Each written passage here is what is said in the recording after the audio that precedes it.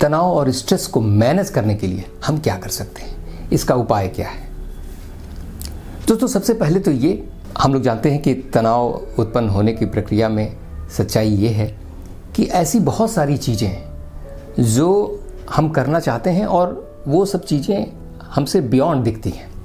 यानी हम अपने स्ट्रेंथ से ज़्यादा कोई चीज़ प्राप्त करना चाहते हैं तो उसमें मुश्किलें आती हैं और वो स्ट्रेस उत्पन्न करता है। तो सबसे पहला काम तो ये है कि मल्टीटास्किंग न करें। जैसे एक ही समय में कई तरह की चीज़ें आदमी करने की कोशिश करता है।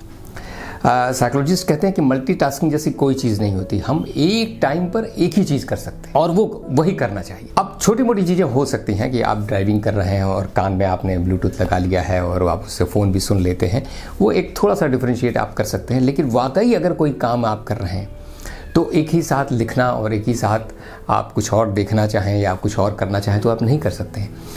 तो निश्चित रूप से आपको मल्टीटास्किंग से बचना चाहिए, इससे तनाव थोड़ा कम होगा। दूसरा यह है कि आप फाइनेंशियली अपने को कितना साउंड कर सकते हैं, इस पर ध्यान देने की ज़रूरत है। अगर आपकी कोई योजना है, आप कुछ करना चाहते हैं, तो उस लेवल पर आपने अर्थ संचित किया है कि नहीं, आपने फाइनेंशियल सिस्टम को कंट्रोल में रखा है कि नहीं, और आपके पास क्या इतना पैसा है कि आप, जैसे आपको घर खरीदना है तो आपके पास अगर अच्छी सी नौकरी है, अच्छा सा पैसा है तो आप आराम से घर खरीद सकते हैं, अच्छा सा लोन भी ले सकते हैं और धीरे धीरे करके उसे चुका सकते हैं। पर मान लीजिए आपने ज़रूरत से ज़्यादा कर्जा ले लिया, लोन ले लिया, तो क्या होगा? तो निश्चित रूप से वो आप स्ट्रेस पैदा करेगा। तो ये लाइफ स्टाइल के सवाल हैं कि आपकी जितनी हैसियत है उसी हिसाब से धीरे धीरे हैसियत को बढ़ाते जाना और फिर सिचुएशन को हैंडल करना। आप जानते हैं कि वॉरेन बफेट बहुत ज़्यादा बड़े इन्वेस्टर हैं इस दुनिया के, और उनकी पॉलिसी ही यही है कि वही चीज़ खरीदें जो आपकी ज़रूरत की है।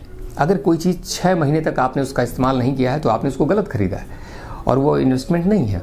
आपके पास जो पैसे हैं उन्हें इन्वेस्ट करें और इस तरह से आप अपने वेल्थ को बढ़ाते जाएंगे, और जब बढ़ाते जाएंगे तो आपको थोड़ा सुकून, आपको तनाव कम होगा निश्चित रूप से। तो फाइनेंशियल मैटर को कंट्रोल में रखना ये तनाव को कम करने का एक बहुत अच्छा सा उदाहरण है, यह बहुत अच्छा सा उपाय है। अगला पहलू ये है कि कंपैरिजन से तनाव पैदा होता है।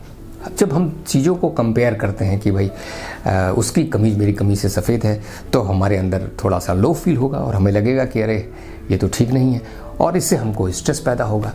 हम उसका घर हमसे बहुत अच्छा है, उसकी गाड़ी हमसे बहुत अच्छी है, उसके बच्चे हमसे बहुत अच्छे हैं, वो अच्छी पढ़ाई कर रहे हैं, ऐसी बहुत सारी सिचुएशन होती है जिसमें हम कंपेयर करने लगते हैं, और जब कंपेयर करने लगते हैं तो तनाव बढ़ता जाता है। बेहतर है कि अपनी सिचुएशन को कंट्रोल करें। आपका घर जैसा भी है, अगर उसे सुंदर तरीके से आपने रखा है, वो छोटा सा ही है, लेकिन अगर वो सुखद है, आपको घर में आराम मिलता है, तो इससे क्या फ़र्क पड़ता है कि बिल गेट्स के पास कैसा घर है, कोई मुद्दा ही नहीं है। लेकिन हमारे पास ये मुश्किल है, हम लोगों से तुलना करके, कंपेयर करके मुश्किल में पड़ जाते हैं, और ये भी तनाव का कारण है। तो इन चीज़ों से बचें। अगर ज़िंदगी आसान बनानी है तो अपने में थोड़ा सा मस्त रहने की कोशिश करें। दूसरा ये कि इसी का एक दूसरा पहलू है कि जेलसी। हमारे पड़ोसी में कुछ अच्छा हो गया, अब हमको लगता है कि ओह हमारे पास तो वो चीज़ है नहीं। अब जरा सा भी कोई हमसे आगे बढ़ गया तो हमको बहुत तनाव होने लगता है। आपने 3 इडियट फिल्म देखी होगी, उसमें जो इंस्टीट्यूट के डायरेक्टर हैं वीरू सहस्त्रबुद्धे, उनके कैरेक्टरिस्टिक्स के बारे में बहुत अच्छा बताया गया है। वो किसी को आगे नहीं बढ़ने देना चाहते। आपने उस फिल्म में देखा होगा कि एक आदमी साइकिल चलाते हुए उनसे जरा सा आगे निकल जाता तो तेजी से चलाना शुरू कर देते हैं और उससे आगे निकल जाते हैं। तो वो एक कंट्रोल फ्री पर्सनालिटी है। वो हमेशा इसीलिए तनाव में रहते हैं कि कोई उनसे इधर न चला जाए। हालांकि इसकी वजह से, उनके कंट्रोल फ्रीक होने की वजह से एक बच्चे की जान भी चली जाती है, और एक बच्चा जो है वो इंस्टीट्यूट से राजू रस्तोगी कूद भी जाता है। तो ये तनाव इतना ज़बरदस्त हो जाता है स्टूडेंट्स की लाइफ में।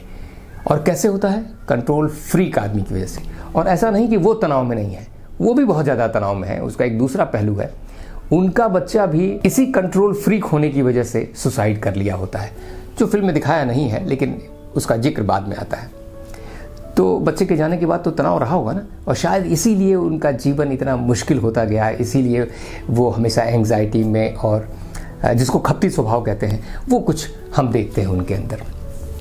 तो कंट्रोल फ्रीक होने से भी बचें। बहुत ज़्यादा कंट्रोल करने की दुनिया को ज़रूरत नहीं है। दुनिया अपनी जगह पर अपनी तरीके से बनी, हमसे पहले भी दुनिया थी, हमसे बाद भी दुनिया रहेगी। सभी चीज़ें हम कंट्रोल नहीं करते दुनिया में, तो हम इसकी कोशिश क्यों करते हैं? अब ठीक है, बहुत सारी चीज़ों को थोड़ी लिबर्टी देंगे, और लिबर्टी देंगे तो मुझे लगता है कि आपको थोड़ा आराम मिलेगा।